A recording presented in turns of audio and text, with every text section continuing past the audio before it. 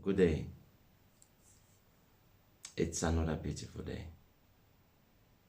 We thank God for this day. Welcome to the Case Consulting and Training Platform. We are on day 21 of our reflection on marriage, relationship, and family. Today marks the end of this program, of this journey, of this journey of reflection. It was in my heart to do this reflection that started from the 1st of December and ends today, the 21st, for 21 days. If you have not been with us in this journey, go to my YouTube channel, click the link, and go to the YouTube channel, and you can get all the videos from day 1 till day 21. It has been an amazing journey. We've talked about lots of things. Typically, this one is not the normal sessions that I just come and give talks on relationship. This is a spiritual guided something. And I thank God for the guide. I thank God for direction. And I thank God for everything. It's been an amazing 21 days. Thank you all, those who have been following, for it's wonderful. Yesterday, we talked about children manipulation, because most often we always believe that the parents that do manipulate the child. But yesterday we talk about the tricks that children can play on us, and we reiterated the fact that we need to go back to what Jesus told us from the beginning. When Jesus came, he came for a particular purpose. And he summed every law of Moses into 2. And he said that we should love God with all our heart, with all our strength. That is the first law. And the second is to love our neighbors as ourselves. So the ministry of Jesus came with love. And the foundation of marriage is love. Marriage is an old institution that started before Jesus came. But you know, it has been there all along. And when it comes to marriage, there are rules and regulations. Because our God is a God of rules. He's a God of order. And he loves obedience. And he said in his word that obedience is better than sacrifice. So if we move into line with what the Lord has for us, then we'll have to understand that we need to obey. So our children, being the future parents, future mothers, future fathers, they need to be guided. I said, teach the child the way of the Lord, and he shall never depart from that child. I believe talking here today is because I'm a product of that. My grandfather, may his soul rest in peace, Pastor Stephen Sita, taught me these values and this virtue. If I could sit here and talk about God, it is because of the foundation. Where I did not like it at that time. Every morning he would get me up, go to church. I have to go to morning mass every single day of my life. To me, sometimes I just did it because I was doing it for him. That's what I thought. But the first time I stayed alone, that was in Nigeria, I found myself going to church. I found myself doing the things of God. Even when I traveled to Europe, I find myself going to church or looking for the things of God without him being there. It has already been inside me. So you see, there are some values, there are some things that I do not because I'm that special, but because I was guarded. Though in my youthful life, there are lots of things that I did as a youth. I did funny things like most of us have done. Rough, did things, humanizing, and so many other things. You see, but then the value that he made me to have, my grandfather, never left me. And there comes a time in your life when you sit and reflect and look at those values. It's easy for me to talk the things of God now. It's easy for me. It's not like I'm just starting. It's like I had a base and a solid foundation. Thanks to my grandfather, thanks to my grandmother. They raised me and they showed me something. If I'm the one that I'm outspoken and I say it as it is and stand for what is right, it's because of the values that they taught me. So, value is important. And when I spoke about children yesterday, it's because yesterday was my birthday. And it was important for me to talk about children. I was a child. All of us have been children. And we're growing up. We know the things we did. We know the advantage we took when it comes to our parents. We knew the weaker side. We know the person to corner and get things from. So we knew those things. We should not pretend as if we do not know. Or when our children, they do it today and we feel that, no, where did this come from? No, we need to know it and we need to make it right. So, I'm far from perfection. I'm learning along the way. Even when I'm talking, I'm God revealing things to me. It's still a learning process for me. I'm still learning. So as we move on this journey today, we'll talk about something. We talk about finance. There are two important things when counseling people, couples especially. I discovered that they have two things which stops the child in problems that we have in marriage. The first is finance, which I touched the other time, just a glimpse of it. And this next is sex. You see, it's an integral part of relationship. And sex is spiritual. It puts the body and the soul together. It becomes one. When you do that amalgamation, there is a spiritual energy that's been transmitted from the woman and to the man. Something leaves you the man to the woman, and something leaves the woman to the man. You are connected. So that's sex is a spiritual exercise. It's not just the sex that we see. It's a spiritual exercise. That is why we need to have also a clean mind. Sex comes with emotion. If you are disturbed, you never enjoy it. That's the thing. If you don't trust somebody and you doubt that person's action, you never enjoy it. So sex is something which is divine. Apart from now that people have tended to do something else with sex, you are using it for money or other things. But at that particular point, there's no emotions involved in it. They just come and say, okay, it's money, and they block a side of them to get what they want, to get the pleasure that they want to get. But you see, that's not the original creation of sex. God made it for procreation, and God made it pleasurable for man to enjoy, to have a bliss in their marriage. So that's one of the reasons that God created it, for us to look at it and for us to enjoy. That is why you must be confident enough with the woman that you take as a wife. You must be confident enough with that woman, with her body, with her everything, with the way you talk, the way it resonates in you. You must be confident. You must feel each other, because it's deeply spiritual. And when it's spiritual, that is when you get the satisfaction.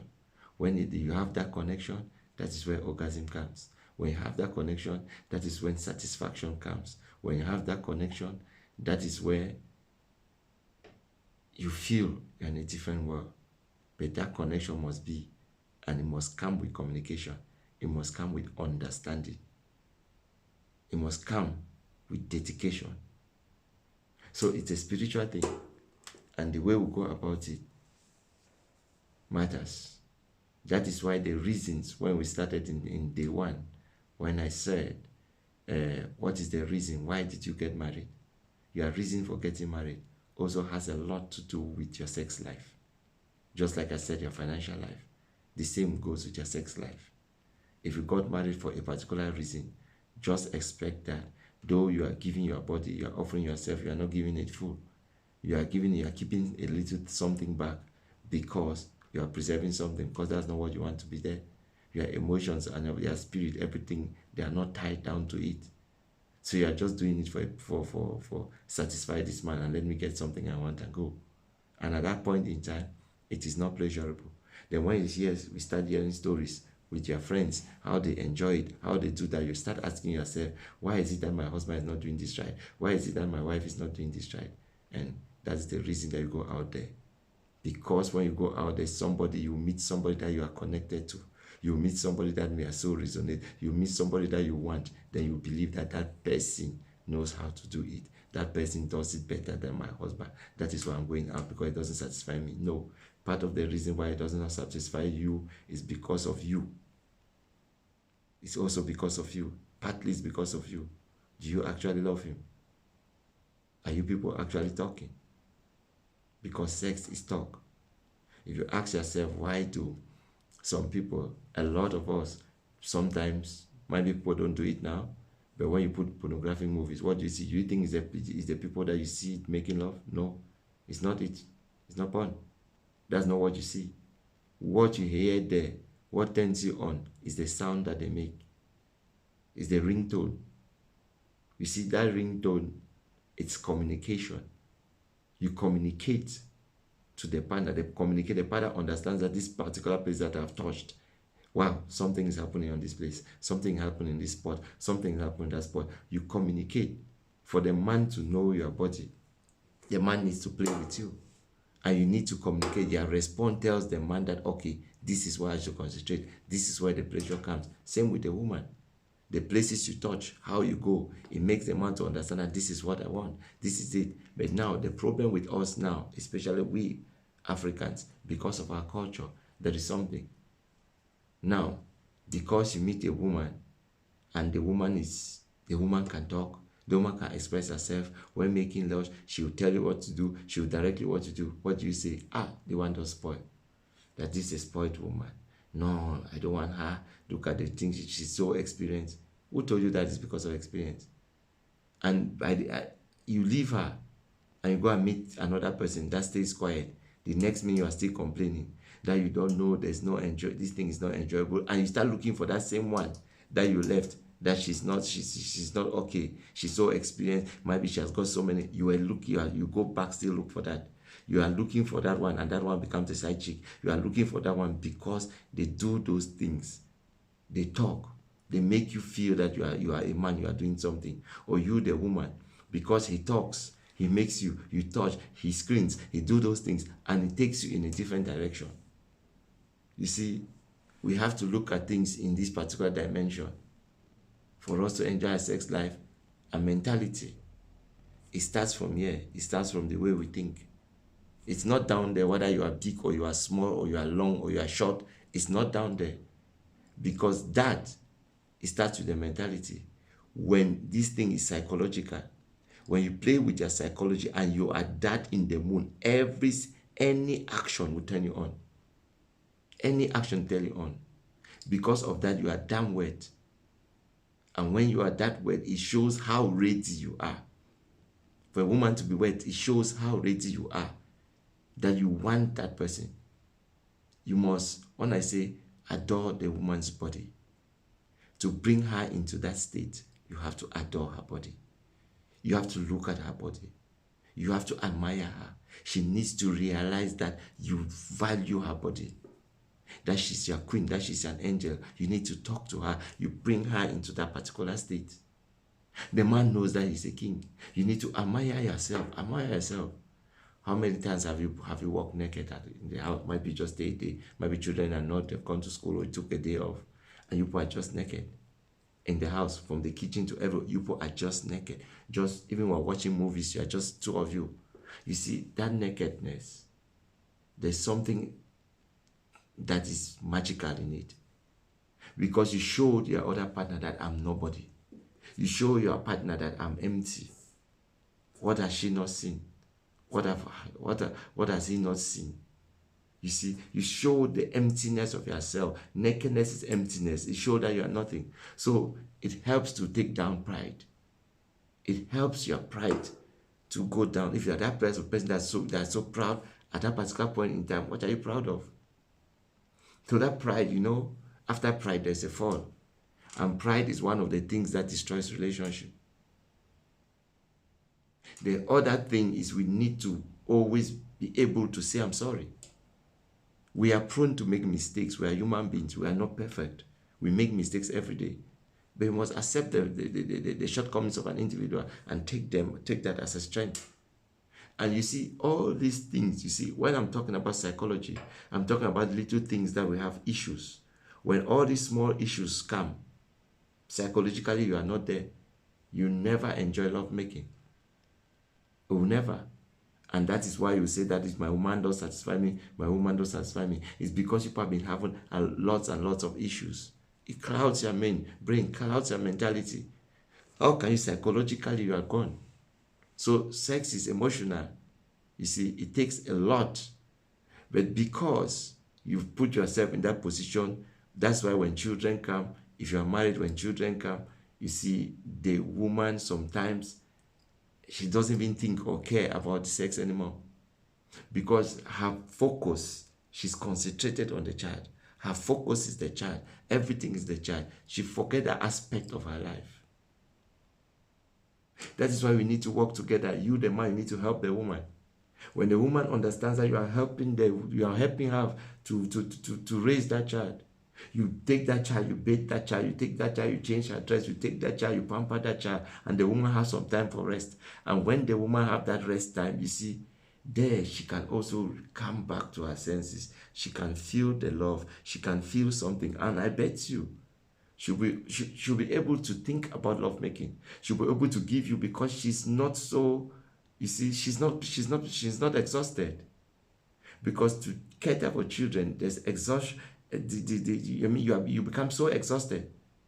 Children can take a lot out of you. That's why we need to work together as a team. But most men, especially African men, you don't work together. You are not there to take care of the children. Even at night, you believe that it is the woman that needs to take care of the child. Sometimes the child will get up, I want to drink milk. You, the man, allow the woman to rest and sleep. Take the child, go out to the child, prepare the milk, give it to the child. Give it to the child. In as much as you want to go to work, the woman too has a lot. Have you been with the child for one day? You see, when you help, you prepare the woman emotionally. Because most couples always have problems after bed. When it comes to sex after bed, that is when the man starts going out looking for a side chick, because he feels that it doesn't satisfy, the woman doesn't have time for him anymore. But now you need to make the woman, you need to engage yourself with the woman. If you do not engage yourself, it will not work. Because the woman too needs energy. They are not superhuman. They need energy. That's what we need to understand. So as a married man, you must, as a couple, you must understand this balance. This balance will help us a lot. Please, this balance will help us a lot. Sometimes just allow our mama go and rest. This afternoon, go and rest. Let me take the kids out. Put them in the car. As soon as you put the child in the car, what happens? The child sleeps. The child falls asleep. So when the child is disturbing the mother, just take that child, Joe, put that child in the car and just drive around. What will you see for the 2 hours that the child will be sleeping? The mother will rest. The mother will rest. The mother will rest to recuperate. And after that rest and that recuperation, the mother will be only think, oh, this is how loving this my husband is. Look at what he has done for me. Oh, this my husband, this my husband. You see, that emotional part starts coming out. Because she's thinking of the good things, how you are helping her. That emotional part starts coming out. Before you know it at night, she wants to have you. She wants to have you. She needs you. These are things that we must know. Now, what does the Bible tell us about sex? Now, 1 Corinthians 7:2 Verse 6 says, but because there is so much sexual immorality, each man should have his own wife, and each woman should have her own husband. 3, the husband should fulfill his sexual needs, and the wife should fulfill her husband's needs. 4, the wife gives authority over her body to her husband, and the husband gives authority over her body to his wife. 5, do not deprive each other of sexual relationship unless you both agree to refrain from sexual intimacy for a limited time, so you can give yourself more completely to prayer. Afterward, you should come together again, so that Satan will not be able to tempt you because of lack of self-control. Satan will not be able to tempt you because of lack of self-control. Give yourself time and come back. You see, in this scripture, we understand that God has asked both the man and the woman to give their body, that their body doesn't belong to them, it belongs to your partner. So do you have a right to say no? No. But then sometimes we are tired, we are human beings. So you need to know, look at the mood of the individual. It's not because the passage, the Bible says so. The Bible is telling you, but also the Bible has, there are considerations you have to think when you look at the word of God. There are room for you to understand that this person is tired. God understands that you need to look at the woman's state, not because the Bible says a husband should fulfill the wife's sexual needs. And when the husband is damn tired, you know how exhausted he is. That is when you say you must fulfill your duty. That's what the Bible said. That's not the interpretation of the word. The word also goes with circumstances.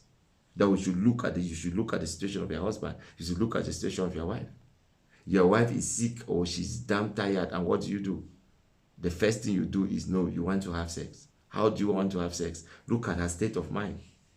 You people are angry. There's a lot of things in the air that you've not cleared, and you believe that. And this is what a lot of women think. They believe that when there's problem and you give sex and that problem is over.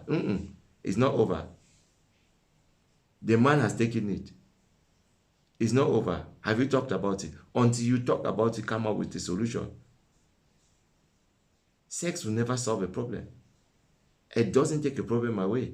Most of us will feel that it takes it. No. It keeps it for another time. It just postpones that problem. And you carry the problem forward. Because it will come back. At that moment, the person will be happy. But when something sets up, that particular thing that has never been resolved will still come back. Very soon, you start telling your husband, this thing long time ago, you cannot forgive, you cannot forgive. Did you people talk about it? You people did not talk about it. That's the mistake that we make. You need to talk about something to resolve an issue. But when you don't talk, that issue cannot be resolved. You fool yourself that it has been resolved. No, it has not been resolved. Because you have sex, you feel sex is the ultimate. No, it is not the ultimate. Romance is not the ultimate. After that, you have that pleasure. After the pleasure, there comes reality. After the pleasure, there comes reality. So that is what we need to know. We need to think. Now, let's look at Proverbs. Proverbs 5:18-22. What did the word say? The word said, drink water from your own well. Share your love only with your wife. You see, he says, share your love only with your wife. Why spill the water of your spring in the street? Have sex just I told you that our body is sacred. Sex is spiritual. So the Bible is making us to understand that we should do it only with our wives. You should reserve it for yourself. Never share it with strangers. Everybody apart from your wife or your husband is a stranger. He said, let your wife become the fountain of your blessing and rejoice in the wife of your youth. There are blessings will come. He who finds a wife finds a good thing and obtain favor from God. And that favor will come with blessings. With blessings because that wife is with you, because you are with her. There are good things that will come because you are together. 19 says, she is a loving deer, a graceful doe. Let her breast satisfy you always. May you always be captivated by her love. Be captivated by her love. That is what he said. Why be captivated, my son? By an immoral woman, or follow the breast of a promiscuous woman. For the Lord sees clearly what a man does. Examine every part he takes. An evil man is held captive by his own sin. There are ropes that catches and hold him.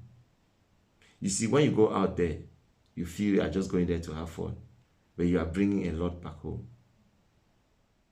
It will not only destroy you, but when it comes home, you brought different type of spirits in yourself. And when you enter your woman again, what happens? That spirit is also transferred to the woman. The woman goes and have something elsewhere, takes another spirit. When it comes and sleep with you, and it transfers it to you, very soon, problems start coming into your house. You don't know where these problems are coming from. They are coming because of bad spirits that will go and sleep outside and come and put it in our lives. Because we don't want to communicate, because we don't want to do things together, because we don't want to arrange ourselves. And that is why it comes. Sometimes you go out there, you feel that, okay, might be a woman is not, the man is not doing something good, the woman is not doing something good. There are certain things that people are afraid to talk to their wives or their husband. Habits which are wrong, which are bad. They don't want to say because they feel that it's an embarrassing thing. What's an embarrassing thing?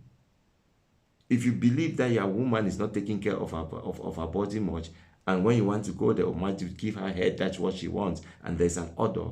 If you feel that it's that way, why don't you tell her? Why don't you tell her and make her understand that we need to clean ourselves? Why don't you tell her? There are ways that you do these things. If you feel that your man also doesn't take care of himself, and you see you want to touch her, you go down there, especially in between his thighs, and you have a funny smell, why don't you take care of it? Why don't you tell him? Why don't you tell him? A simple lemon to take to lemon and rub in your body before you take your bath, it takes out every odor. Everything. There are ways that we can do so that we'll be more convenient and comfortable with each other. Why don't you go out there and buy a good fragrance, a good smell, perfume? And I mean, before you go to bed, you wear it. You wear it. There's a smell. That smell is inviting. That perfume, that smell is inviting. Itself is inviting. It creates a different atmosphere. Cleanliness also is something which a lot of people don't talk about. But it is very important. How sexy you are. Don't you know that a woman will trip for you? You a man, you go out there, you buy lingerie for her, buy a good bra. After all, you are the person that takes it out. Why can't you do it? Men, what's wrong? Why don't you do it? You create a different atmosphere. Talking about this, let's look at Songs of Solomon. And you know exactly why Solomon, they say, had 700 wives and 300 concubines. You think he just got those wives and concubines for nothing? Look at how romantic Solomon is. Songs of Solomon. Let's look at 7, verse 6 to 10. And let's see the words that he used. And you see how you are supposed to be talking to your wife. As you, the wife, are supposed to talk to your partner, to your husband. Because it creates an atmosphere where you can enjoy that gift that God has given to us, which is there for us to enjoy. He says, 6 says, oh, how beautiful you are. How pleasing, my love. How full of delight. You are slender like a palm tree. Look at, she sees the wife. Look at the way he describes the wife. Look at the way he describes the body of the wife. If you describe a woman like that, don't you think your woman will be in the mood? And your breasts are like a cluster of fruits. Look at how romantic Solomon was. I said, I will climb the palm tree and take hold of his fruits. You are telling your woman how the things that you do for her. May your breasts be like grapes clusters, and the fragrance of your breath like apples. May your kisses be exciting as the best wine. Look at these words. Look at these words. Yes, wine that goes down smoothly for my lover, flowing gently over lips and teeth. I'm my lover, and he claims me as his own. He claims me as his own because indeed she's our own and he is our own. You see, when we used to grow up, things have changed. Now there's internet. We used to write letters. I'm a sober. So we used to write letters. English is not easy. Romantic letters. We need to go there. Girls will go and listen to Skeeter Davis. I know Skeeter Davis at that time. All this love music at that time. They will write the lyrics down. You take those lyrics and write a love letter to your boyfriend. Do we know how those love letters, when you read it, the feeling that you get? We've lost the touch of these things. We don't even write. How many times do we even go and write a simple text to our wife? I'm not saying, am I perfect? No. How many times do I even write this text and tell her how beautiful she is? How many times do I make her day? Just by you sending the text before you come back from work, she's that happy. She's already, there's something like entree in everything. When you want to eat, they give you starter. Teaser. By the time you are teasing the whole day, you are texting. When you have small time, you text, oh, how are you? Wow, I miss you, baby. Look at, oh, I think about you. You know, you tell her things. She becomes wanting. You, the man, also, you are wanting, and the woman will tell you things. Before you come at home, in fact, the match is already prepared. It's already prepared. Women, they take a long time to be in the mood. Men, you see, you can just get up and you stand and I just see something passes. You are up there, you just want to go direct. You, 2 minutes, you have your pleasure. But you see, with women, it takes time. They need to be sweet talked. You need to put them in a particular mood. That is what you need to do. Please, a lot of men don't have patience. But the Bible tells us that patience is a virtue. And when it comes to relationship with your wife, when it comes to love making with your wife, you need that patience. Listen to her body. Listen to the way she thinks. Listen to how she reacts when you touch her. Watch those things and feel it. It's not only going there down there. And please, if this is your husband, there's one thing you need to do. Don't fake it. If it's not going, tell it as it is. If you are shy, use your hand to direct him to places that he needs to touch. Use it. Make life easy for both of you. Because after all, God created it for that purpose. He created it for that purpose. And the moment you do it,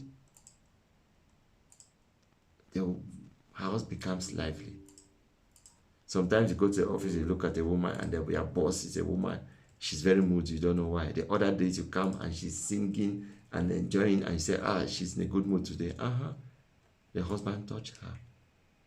She feel love. And when you are loved and when you feel loved, you tend to do the best out of yourself. You bring out the best out of yourself. Your brothers and sisters, once more, thank you for this journey. The journey ends today, but it's not the end, because these 21 days, when you go to this video every time, it's a constant reflection and reminder of ourselves. It's a constant reflection and reminder of our duties to God, first, and secondly, our own duties. You have to think about yourself first. What can I do to make this woman happy? Not about why the woman is not making me happy, the husband is not making me happy, but what have you done to make him happy? Try to look at yourself and solve your own issue first. And every other thing will add it onto you. Seeking the kingdom of God first, and every other thing will add onto you. In marriage, examine yourself first, and every other thing will add it onto you. In marriage, yeah. I repeat, in marriage, examine yourself. Examine yourself. You want the way you want to be treated good. The same measure that you expect, it should be the same measure that you give. May God bless us all. Thank you once more for this 21 days journey. Thank God, thank the Holy Spirit for revelation. Thank Him for using me as a vessel, because these are not just my words, they are the words of God. It comes at a time where marriages are going down a lot, and we need to edify ourselves. And the best place to seek solace is through God and through His word. May God bless us all. Shalom.